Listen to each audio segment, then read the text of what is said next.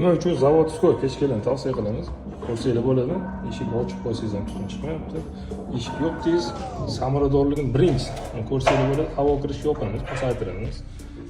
E'tibor bersangiz, sirazi olov pasayishni boshlaydi. Shu darajada aniqlik bilan boshqaradi. Behuda yoqib tashlamaydi, o'tiningizni, yoqilg'ingizni befoyda yoqib tashlamaydi. Yana havo kirishini ochamiz. E'tibor bersanglar, sirazi yana kuchaytirish boshlaydi yoqish.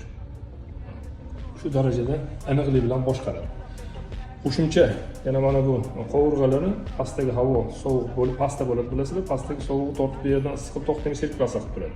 Hech qanaqa elektrsiz, fizika qonuni bo'yicha mana shu qovurg'alar juda katta bu ham qo'shimcha samarador hisoblanadi.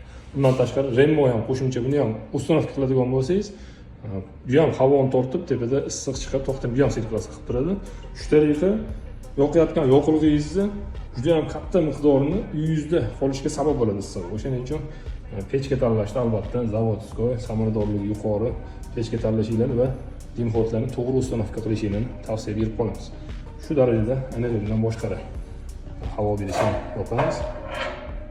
Ko'ryapsizlar, olov yana sirazi pasayishni boshlaydi. Shu darajada aniqlik bilan boshqaradi.